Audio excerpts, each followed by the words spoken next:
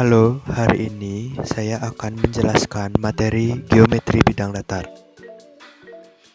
Sebelumnya, mohon izin untuk memperkenalkan diri terlebih dahulu. Nama saya Igede Komang Bagus Danaswara, nomor absen 9, kelas 10 MIPA 7. Baik, di sini saya akan mempresentasikan pengertian geometri bidang datar, kedudukan titik, garis dan bidang dalam ruang, pengertian titik, garis, bidang dan aksioma garis dan bidang, kedudukan titik terhadap garis dan titik terhadap bidang. Pengertian geometri bidang datar. Geometri bidang datar merupakan sebutan untuk berbagai bangun-bangun dua dimensi. Bangun datar adalah sebuah bidang datar yang dibatasi oleh garis lurus maupun garis lengkung. Geometri bidang datar juga membahas mengenai konsep jarak balik antara dua titik maupun jarak titik ke garis. Di samping itu juga membahas mengenai titik tengah antara dua titik. Kedudukan titik, garis, dan bidang dalam ruang. 1. Pengertian titik, garis, bidang, dan aksioma garis dan bidang. A. Pengertian titik. Titik adalah suatu nokta sehingga tidak mempunyai panjang. Titik merupakan suatu bentuk yang paling sederhana dari geometri. Hal ini disebabkan titik hanya dipakai untuk menunjukkan posisi. Titik dilukiskan dengan tanda nokta dan diberi huruf kapital. Contohnya adalah titik Q seperti pada gambar di bawah tersebut. B. Pengertian garis. Dalam bidang geometri, garis adalah himpunan titik-titik yang terhubung secara kontinu, berjajar lurus atau melengkung, yang hanya mempunyai satu titik akhir dan satu titik awal. Nama garis dapat ditentukan dengan memakai huruf kecil atau dengan menyebutkan nama segmen garis dari titik pangkal ke titik ujung. Contohnya adalah garis G dan garis AB, seperti gambar di bawah tersebut. C. Pengertian bidang. Bidang adalah permukaan datar yang mempunyai bentuk dua dimensi, sehingga dapat diukur panjang dan lebarnya. Bidang merupakan perluasan dari garis-garis yang terhubung menjadi satu permukaan datar. Nama bidang dapat ditentukan dengan memakai huruf atau simbol yang dituliskan di pojok bidang atau dengan menyebutkan titik-titik sudut dari bidang tersebut.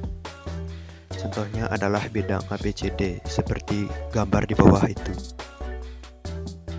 2. Aksioma garis dan bidang. Aksioma 1. Melalui dua buah titik sebarang, hanya dapat dibuat sebuah garis lurus. Aksioma 2. Jika sebuah garis dan sebuah bidang mempunyai dua titik persekutuan, maka garis itu seluruhnya terletak pada bidang. Aksioma 3. Melalui tiga buah titik sebarang, ketiga titik itu tidak terletak pada sebuah garis lurus, hanya dapat dibuat sebuah bidang. Melalui tiga buah titik sebarang, ketiga titik itu tidak terletak pada sebuah garis lurus, hanya dapat dibuat sebuah bidang. Dari aksioma-aksioma tersebut, diturunkan beberapa dalil berikut. A. Sebuah bidang ditentukan oleh tiga titik sebarang yang tidak segaris. B. Sebuah bidang ditentukan oleh sebuah garis dan sebuah titik yang terletak di luar garis tersebut. C. Sebuah bidang ditentukan oleh dua buah garis berpotongan. D. Sebuah bidang ditentukan oleh dua buah garis sejajar. C. Kedudukan titik terhadap garis dan titik terhadap bidang. 1. Kedudukan titik terhadap garis. Dalam kedudukan ini, dua buah titik dapat membentuk tepat satu garis. Oleh karena itu, ada dua macam kedudukannya. Pertama, titik yang terletak pada garis, kemudian yang kedua titik yang terletak di luar garis. Contohnya, 1. Titik terletak pada garis atau garis melalui titik. Suatu titik dikatakan terletak pada garis jika titik tersebut dapat dilalui oleh garis. Contohnya seperti gambar di bawah tersebut. 2. Titik terletak pada garis atau titik di luar garis. Suatu titik dikatakan terletak di luar garis jika titik tersebut tidak dapat dilalui oleh garis. Contohnya seperti gambar di bawah tersebut. 2. Kedudukan titik terhadap bidang. Bidang sendiri merupakan gabungan lebih dari beberapa garis yang saling terhubung. Dalam kedudukan ini juga terdapat dua macam. Pertama, titik yang berada di dalam bidang, kemudian yang kedua, titik yang berada di luar bidang. Contohnya, 1. Titik terletak pada bidang atau bidang melalui titik. Suatu titik dikatakan terletak pada bidang jika titik tersebut dapat dilalui oleh bidang. Contohnya pada gambar di bawah tersebut. 2. Titik terletak pada bidang atau bidang tidak melalui titik. Contohnya pada gambar di bawah tersebut. Contoh soal pertama. Diketahui pada gambar di bawah, segitiga tersebut memiliki 3 sudut, yaitu sudut P, Q, dan R. Sudut P 4x, sudut Q 75 derajat, dan sudut R 3x. Jadi yang ditanya adalah besar sudut P adalah. Nah, jadi pembahasannya seperti berikut. Sudut P ditambah sudut R ditambah sudut Q sama dengan 180. Sudut P yaitu 4x ditambah sudut R 3x ditambah sudut Q 75 sama dengan 180. Jadi 4x ditambah 3x sama dengan 7x. Jadi 7x sama dengan 180 dikurangi 75. 7x sama dengan 105. X sama dengan 105 dibagi 7 sama dengan 15. Jadi sudut P sama dengan 4x sama dengan 4 kali 15 sama dengan 60. Sudut P sama dengan 60. Jadi besar sudut P adalah 60. Ditanya yaitu besar sudut BOC adalah.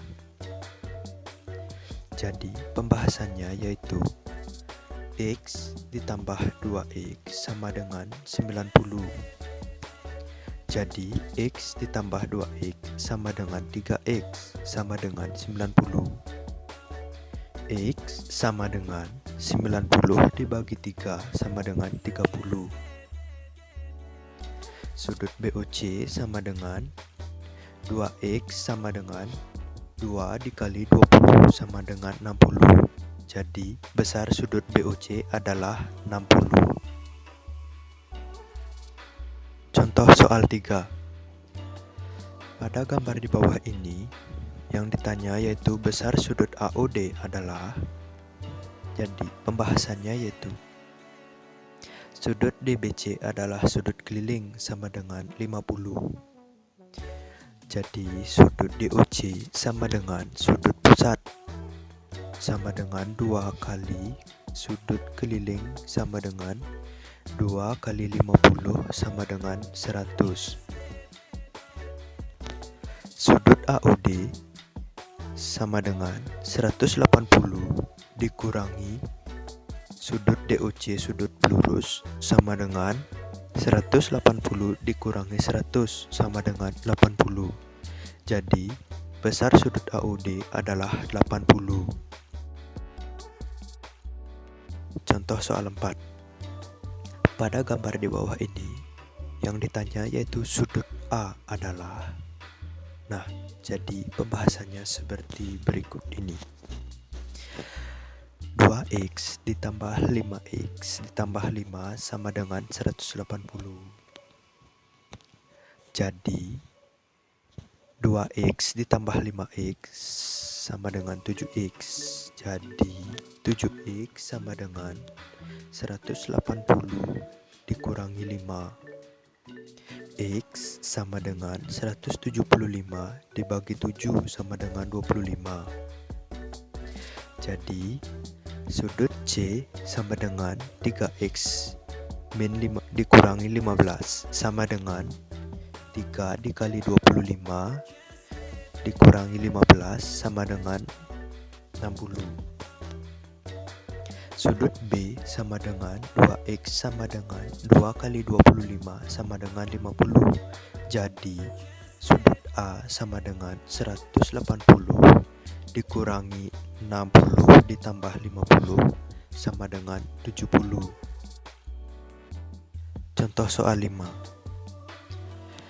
Dari gambar di bawah ini diketahui sudut PQR sama dengan 102, sudut QRS sama dengan 84, sudut PSR sama dengan 78. Jadi yang ditanya yaitu besar sudut QPS. Jadi pembahasannya sebagai berikut.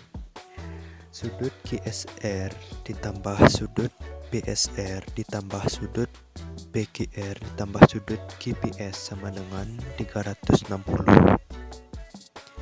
Jadi 84 ditambah 78 ditambah 102 ditambah sudut QPS sama dengan 360.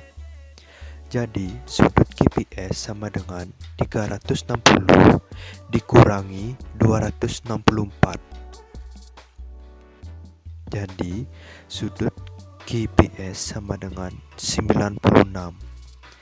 Besar sudut QPS adalah 96.